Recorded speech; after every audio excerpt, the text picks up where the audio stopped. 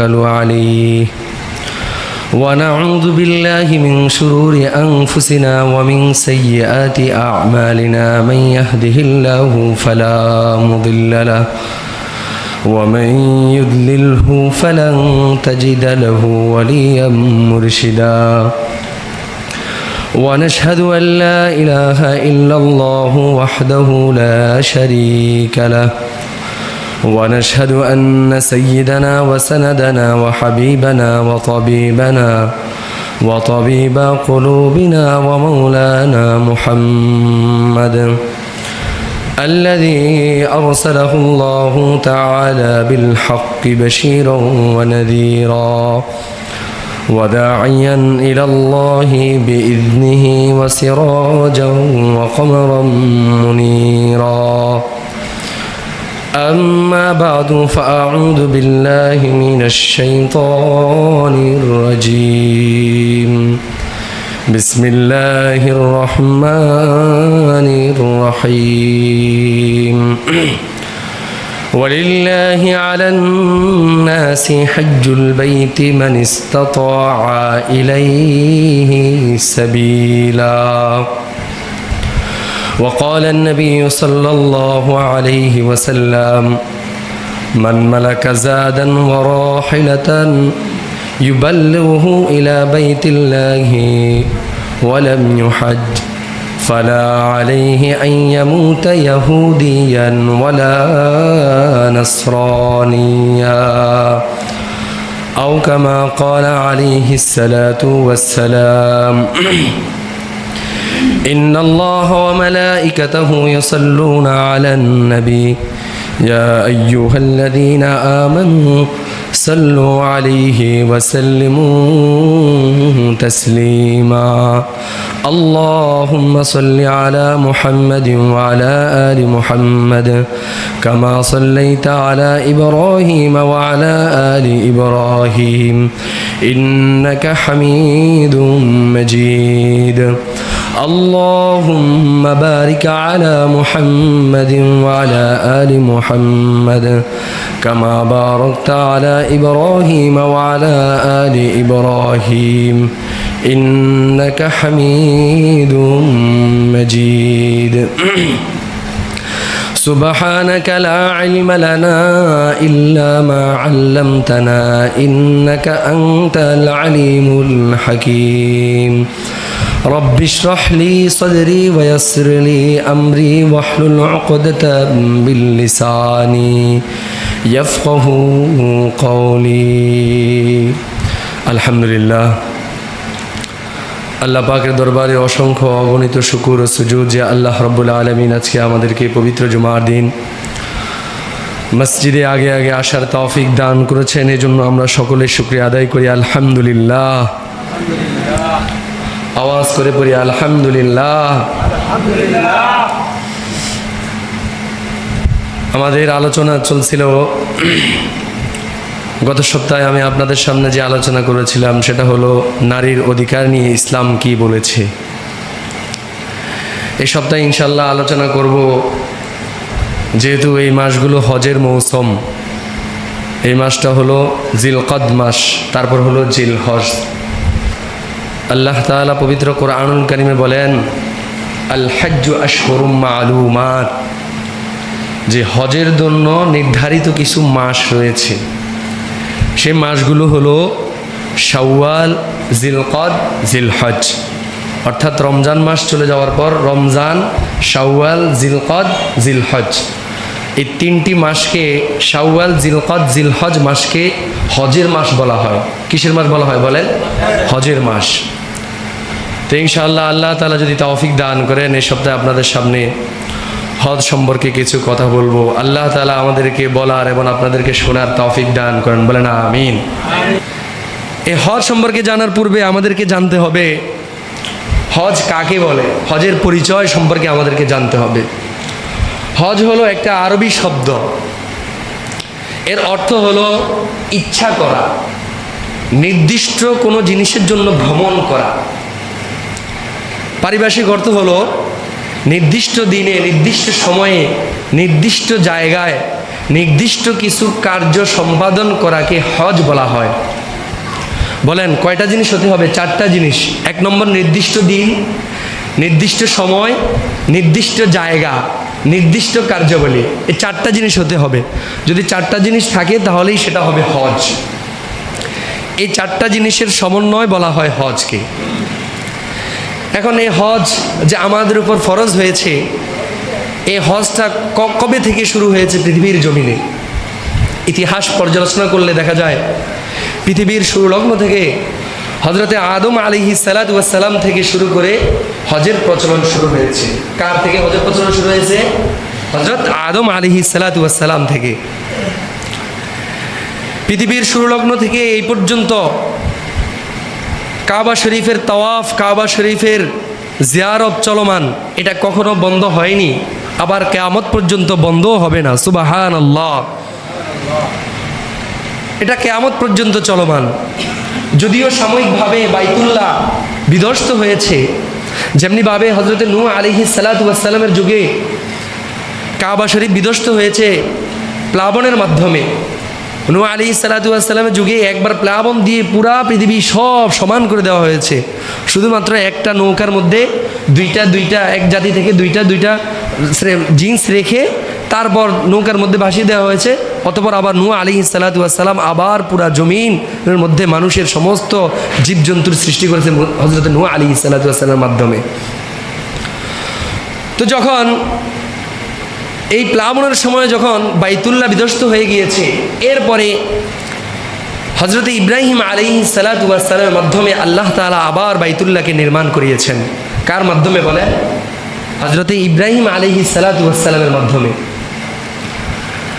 আল্লাহ তাআলা হযরত ইব্রাহিম আলাইহিস সালাতু ওয়াস সালামের মাধ্যমে কাবা গৃহকে নির্মাণ করিয়ে তারপর এবার হযরত ইব্রাহিম আলাইহিস সালাতু ওয়াস সালামকে আদেশ করেছেন, তুমি মানুষদের মাঝে হজের ঘোষণা দিয়ে দাও। কোরআন শরীফে আল্লাহ সুবহানাহু ওয়া তাআলা বলেন, ওয়াআদ্দিন ফিন-নাস বিল-হজ্জি ইয়াতুকা রিজালান ওয়া আলা কুল্লি দামিরিন ইয়াতিনা মিন কুল্লি ফাজ্জিন আমিক। হে ইব্রাহিম, আপনি মানুষের মাঝে হজের ঘোষণা করে দিন, যাতে করে পৃথিবীর সমস্ত প্রান্ত থেকে মানুষেরা পায়ে হেঁটে অথবা ওটে আরোহণ করে যাতে করে তারা বাইতুল্লাহর হজ করতে চলে আসে। এই আদেশটা যখন হযরত ইব্রাহিম আলাইহিস সালাতু ওয়াস সালামকে আল্লাহ তাআলা করেছেন, সেই অবস্থায় কাবা গৃহের আশেপাশের মধ্যে কোনো মানুষ বসবাস করতো না। একবারে জনশূন্য এলাকা ছিল, কোনো মানুষ সেখানে বসবাস করতো না। এই আদেশ ইব্রাহিম আলাইহিস সালাতু ওয়াস সালাম শোনার পর ইব্রাহিম আলাইহিস সালাতু ওয়াস সালাম আল্লাহ তাআলাকে বলেন, ও আল্লাহ, এই জনমানবহীন এই এলাকার মধ্যে আমি কাকে বলবো হজ করার জন্য? কোনো মানুষ তো আমি দেখতে পাই না। আর আমার গলার আওয়াজে আর কতটুকু পর্যন্ত মানুষের কাছে পৌঁছাবে আমার এই গলার আওয়াজ? আল্লাহ তাআলা বলেন, ও ইব্রাহিম, তুমি মানুষের মাঝে ঘোষণা করতে থাকো। তোমার দায়িত্ব হলো শুধুমাত্র ঘোষণা করা, আর সমস্ত মানুষের কাছে পৌঁছানোর দায়িত্ব হলো আমার। সুবহানাল্লাহ। দায়িত্ব হলো ইব্রাহিম আলাইহিস সালামের শুধুমাত্র ঘোষণা করা, পৌঁছানোর দায়িত্ব কার? আল্লাহর। হযরত ইব্রাহিম আলাইহিস সালাতু ওয়াস সালাম, যেটাকে মাকামে ইব্রাহিম বলা হয়, অর্থাৎ ইব্রাহিম আলাইহিস সালাতু ওয়াস সালাম যেই পাথরের উপরে থেকে কাবা গৃহকে নির্মাণ করেছেন, সেই পাথরের উপর থেকে অথবা আবু কুবাইস নামের একটি পাহাড়ের উপর উঠে হযরত ইব্রাহিম আলাইহিস সালাতু ওয়াস সালাম ঘোষণা দিয়েছেন, হে লোক সকল, তোমাদের পালনকর্তা, তোমাদের প্রতিপালক তোমাদের জন্য ঘর নির্মাণ করেছেন যাতে করে তোমরা হজ করো, তাওয়াফ করো এবং বাইতুল্লাহ জিয়ারত করার জন্য আসো। সুতরাং তোমরা তোমাদের প্রতিপালকের নির্দেশ তোমরা পালন করো। তাফসির ইবনে কাসির মধ্যে আসে, হযরতে ইবনে কাসির রাহিমাহুল্লাহু তাআলা আনহু বলেন, হযরত ইব্রাহিম আলাইহিস সালাতু ওয়াস সালাম এই ঘোষণা করে দেওয়ার পর আল্লাহ তাআলা তার এই ঘোষণাকে পৃথিবীর সমস্ত প্রান্তে, আকাশ বাতাসে, সমস্ত স্থানে আল্লাহ তাআলা এই ঘোষণাটি পৌঁছে দিয়েছেন। সুবহানাল্লাহ। শুধু ওই অবস্থায় যত মানুষ পৃথিবীতে ছিল এখানেই সীমাবদ্ধ নয়, কিয়ামত পর্যন্ত যত মানুষ দুনিয়ার মধ্যে আগমন করবে, যারা সেই অবস্থায় রূহের জগতের মধ্যে ছিল, রূহের জগতের মধ্যে আল্লাহ তাআলা ইব্রাহিম আলাইহিস সালাতু ওয়াস সালামের সেই ঘোষণা পৌঁছে দিয়েছেন। এবং ইব্রাহিম আলাইহিস সালাতু ওয়াস সালামের সেই ঘোষণা শোনার পর যারা লাব্বাইক বলেছে, যে যতবার লাব্বাইক বলেছে শেষ ততবার কাবা ঘরে হজ করার তৌফিক পাবে। সুবহানাল্লাহ। তাহলে এই যে হজ, এটা শুরু হয়েছে পৃথিবীর সুলগ্ন থেকে, আবার নতুন করে শুরু হয়েছে হযরত ইব্রাহিম আলাইহিস সালাতু ওয়াস সালাম থেকে। হযরত ইব্রাহিম আলাইহিস সালাতু ওয়াস সালাম থেকে শুরু হওয়ার পর ইসলাম আসার আগ পর্যন্ত ওই নিয়ম নীতির উপর বিভিন্নভাবে এই হজ প্রচলন ছিল। কোনো অবস্থাতেই কোনো যুগে হজ খালি ছিল না, হজ চলমান ছিল। এখন ইসলামের মধ্যে কবে থেকে হজ শুরু হয়েছে? হুজুর সাল্লাল্লাহু আলাইহি ওয়াসাল্লাম একদিন স্বপ্ন দেখেছেন।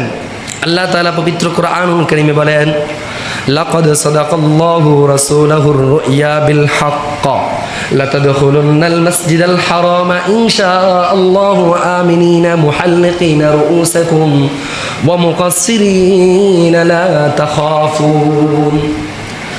আল্লাহ তাআলা তার রাসূলকে সত্য স্বপ্ন দেখিয়েছেন। এবার স্বপ্ন দেখিয়েছেন যে আল্লাহ রসুল সাহাবায়ে কেরামদেরকে নিয়ে বাইতুল্লাহ শরীফের হজ করতেছেন, জিয়ারত করতেছেন, এমত অবস্থায় যে তাদের চুলগুলো মুন্ডন অবস্থায় ছিল, মাথা মুন্ডন অবস্থায় ছিল, এবং অথবা তাদের চুলগুলো খাটো অবস্থায় ছিল। এই অবস্থায় বাইতুল্লাহ ঘরকে জিয়ারত করতে আল্লাহ রসুল স্বপ্ন দেখেছেন। এটা দেখার পর আল্লাহ রসুল পরের দিন সাহাবায়ে কেরামদেরকে বললেন, ও সাহাবারা, একটি সুসংবাদ তোমরা শুনবে কিনা? সাহাবায়ে কেরাম আরজ করলেন, ইয়া রাসূলুল্লাহ, শুনেন, আমরা সুসংবাদ শুনতে আগ্রহী। আল্লাহ রসুল বলেন, দেখো, আমি স্বপ্ন দেখেছি, আমি তোমাদেরকে নিয়ে বাইতুল্লাহ ঘরকে জিয়ারত করতে গিয়েছি। এটা শোনার পর সাহাবায়ে কেরাম অনেক আনন্দিত হয়ে গিয়েছেন। আনন্দিত হওয়ার কারণ, তাদের নিজ মাতৃভূমি যেখানে তিনারা জন্মগ্রহণ করেছেন, যেই স্থানে শিশুকাল, বাল্যকাল, যৌবনকাল যেখানে কাটিয়ে দিয়েছেন, সেই স্থানকে তারা ত্যাগ করে মদিনায় চলে এসেছেন। সেই স্থানে আবার 6 হিজরিতে আবার 6 বছর পর যাবে। এটা অনেক আনন্দের বিষয়। অতঃপর আল্লাহ রাসূল সাল্লাল্লাহু আলাইহি ওয়াসাল্লাম সাহাবায়ে কেরামদেরকে নিয়ে বাইতুল্লাহর উদ্দেশ্যে রওনা দিলেন। পথের মধ্যে হুদাইবিয়া নামক স্থানে আসার পর মক্কার কাফেররা জানতে পারলো যে মুহাম্মদ তার সঙ্গীদেরকে নিয়ে বাইতুল্লাহর উদ্দেশ্যে আসতেছে। এবার কাফেররা মুসলমানদের সেই দলকে বাধা দেওয়ার জন্য তাদের পক্ষ থেকে দল প্রেরণ করেছে যে যাও মুহাম্মদ এবং মুহাম্মদের সৈন্যদেরকে বাধা প্রদান করো। এটা লম্বা ইতিহাস, এটা বলবো না। এই মাধ্যমে, চুক্তির মাধ্যমে, অতঃপর আল্লাহ রাসূল সাল্লাল্লাহু আলাইহি ওয়াসাল্লাম এই 6 হিজরিতে আর বাইতুল্লাহর জিয়ারত করতে পারেন নাই।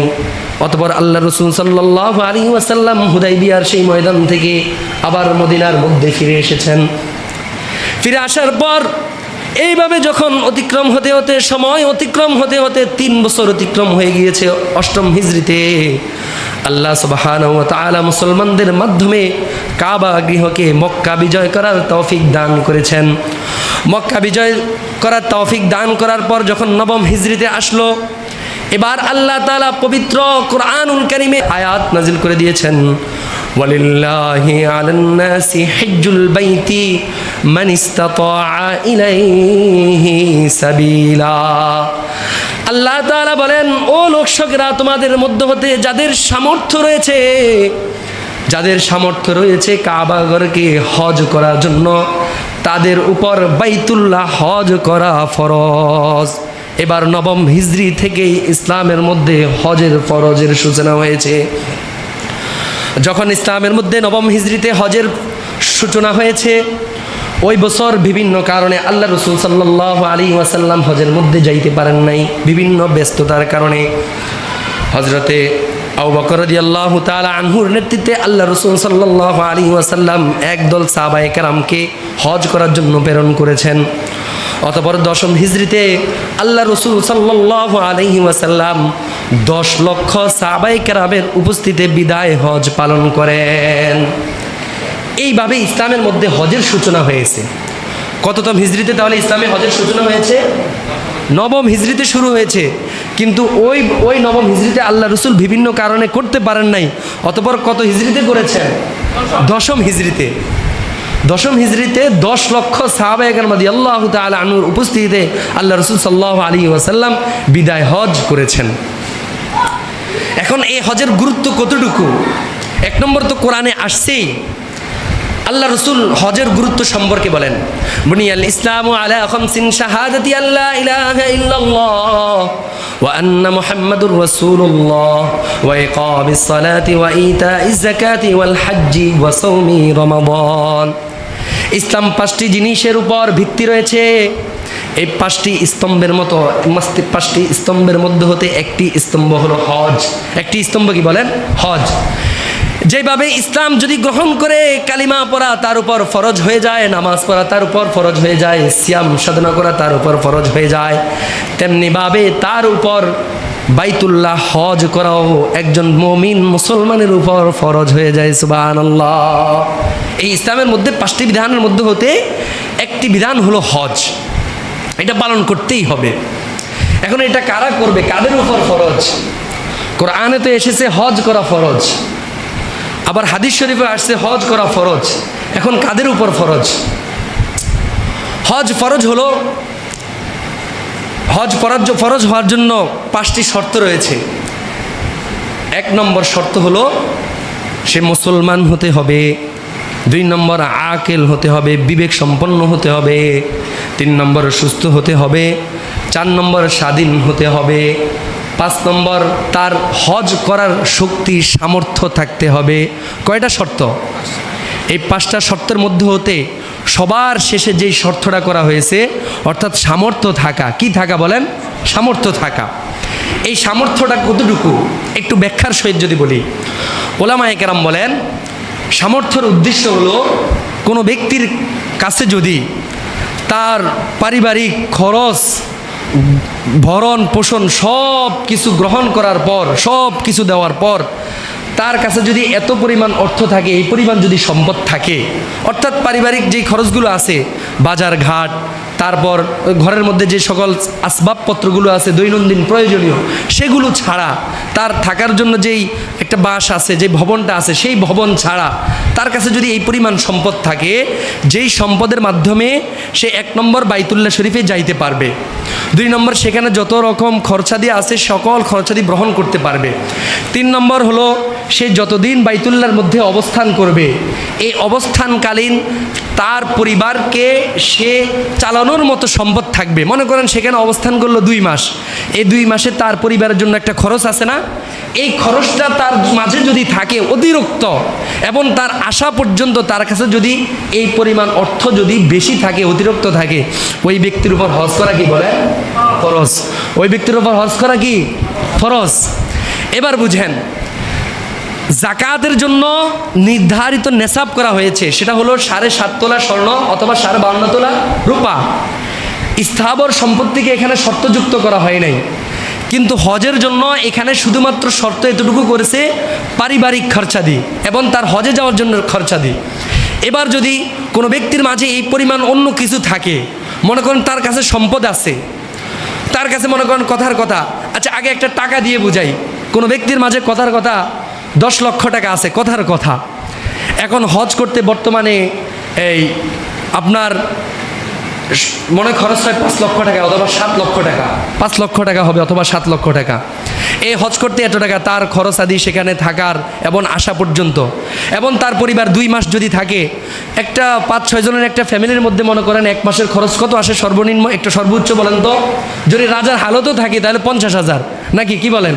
একটা 5-6 জনের একটা ফ্যামিলিতে রাজার হাওলাতে থাকলে, মানে ভালো খাইলে, পোশাক পরিচ্ছেদ সব কিছু সহ 1 মাসে 50,000, 2 মাসে 1 লক্ষ টাকা, কথার কথা। এবার তার কাছে যদি এই যে এই টাকাগুলো যদি থাকে, এখানে 2 লক্ষ টাকা, পরিবারের খরচ, তার হজে যাওয়ার জন্য 5 লক্ষ টাকা অথবা 7 লক্ষ টাকা ধরলাম, এই 9 লক্ষ টাকা, এই 9 লক্ষ টাকা যদি তার অতিরিক্ত থাকে তাহলে ওই ব্যক্তির উপর হজ কি বলেন, ওই ব্যক্তির উপর হজ ফরজ। এইগুলো টাকার বিষয়ে। আর যদি ধন সম্পদ থাকে তাহলে দেখেন, শুধুমাত্র ভালো করে বুঝেন, হজের মাসআলার ক্ষেত্রে স্থাবর সম্পত্তির ধর্তব্য, স্থাবর সম্পত্তির ধর্তব্য নয়।